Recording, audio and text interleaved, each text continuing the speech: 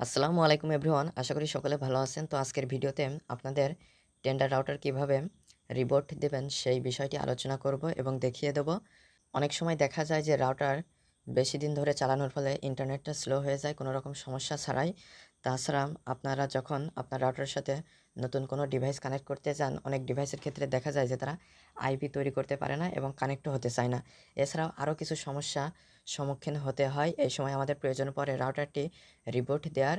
তো আজকের ভিডিওতে আপনারা কিভাবে আপনাদের রাউটারটি রিবোট দেবেন মোবাইলের সাহায্যে সেই বিষয়টা দেখিয়ে দেবো। তো অবশ্যই ভিডিওটি না টেনে সম্পূর্ণ ভিডিওটি দেখবেন। মূল ভিডিওটি শুরু করার আগে সকলের কাছে ছোট্ট একটা রিকোয়েস্ট, যারা এখনও চ্যানেলটি সাবস্ক্রাইব করেনি তারা অবশ্যই চ্যানেলটি সাবস্ক্রাইব করে আমাদের সাথেই থাকবেন, আর যারা অলরেডি সাবস্ক্রাইব করেছেন তাদেরকে অসংখ্য ধন্যবাদ। তাহলে চলুন মূল ভিডিওটি শুরু করা যাক।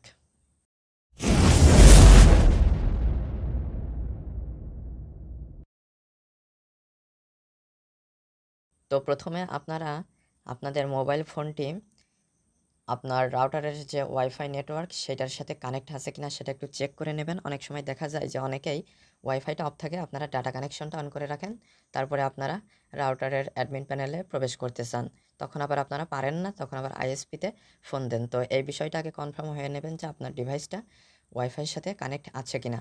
তো আমার দেখতে পাচ্ছেন অলরেডি কানেক্ট করা রয়েছে। তো আমি এখন একটা ব্রাউজারে চলে যাব। এক্ষেত্রে আমি গুগল ক্রোম ব্রাউজারটি ব্যবহার করছি, আপনারা এইটা করতে পারেন। তো ব্রাউজারে আসার পরে আপনার যে রাউটারের ডিফল্ট আইপি অ্যাড্রেস, এইটা আপনার রাউটারের পিছনে পেয়ে যাবেন। টেন্ডার রাউটারের সম্ভবত 192.168.0.1 এইটা হয়।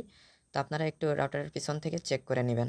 তো আমি এখানে লিখছি 192.168.0.1। এটা লেখার পরে আপনারা এন্টার প্রেস করবেন। তো আপনাদের যদি লগইন পাসওয়ার্ড সেটআপ করা থাকে তাহলে লগইন পাসওয়ার্ড দিতে বলবে, আপনারা আপনাদের লগইন পাসওয়ার্ডটা এখানে দিয়ে দেবেন। তো আমার লগইন পাসওয়ার্ডটা আমি এখানে দিয়ে দিচ্ছি। দিয়ে দেওয়ার পরে লগইন যে বাটন রয়েছে এটার উপরে ক্লিক করবেন। ক্লিক করলে আপনারা সরাসরি রাউটারের অ্যাডমিন প্যানেলে চলে আসবেন। তো এখানে আপনারা আপনাদের টেন্ডার রাউটারের যে আইকন রয়েছে, তো তার পাশে আপনারা 3 লাইন মেনু দেখতে পারবেন। তো জাস্ট এই 3 লাইন মেনুর উপরে ক্লিক করে দিবেন। ক্লিক করে দেওয়ার পরে এখানে আপনারা পেয়ে যাবেন অ্যাডমিনিস্ট্রেশন। তো অ্যাডমিনিস্ট্রেশনের উপরে ক্লিক করে দিবেন। ক্লিক করে দিলে আপনারা ইন্টারফেসে চলে আসবেন। তো আপনারা স্ক্রল ডাউন করে নিচে আসবেন। এখানে দেখতে পাচ্ছেন রিবোট এবং রিসেট দুইটা অপশন রয়েছে। তো এই দুইটার মধ্যে কিন্তু পার্থক্য আছে।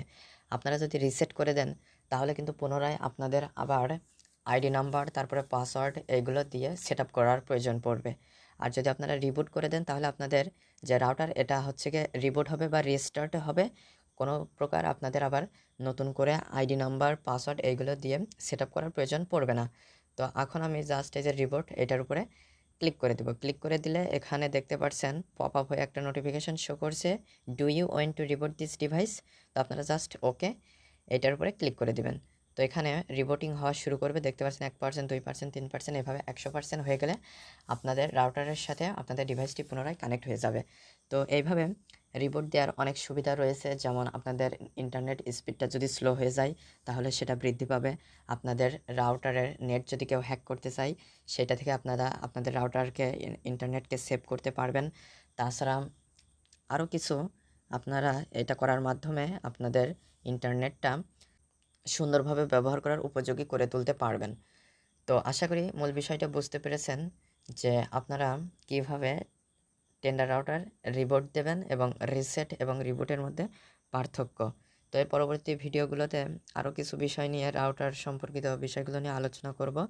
তো আজকের ভিডিওটি এ পর্যন্ত। ভিডিও সংক্রান্ত কোনো মতামত থাকলে অবশ্যই কমেন্ট করে জানাবেন। আর যারা চ্যানেলটিতে নতুন এবং যারা এখনও চ্যানেলটি সাবস্ক্রাইব করেনি তারা অবশ্যই চ্যানেলটি সাবস্ক্রাইব করে আমাদের সাথেই থাকবেন। আর যারা অলরেডি সাবস্ক্রাইব করেছেন তাদেরকে অসংখ্য ধন্যবাদ।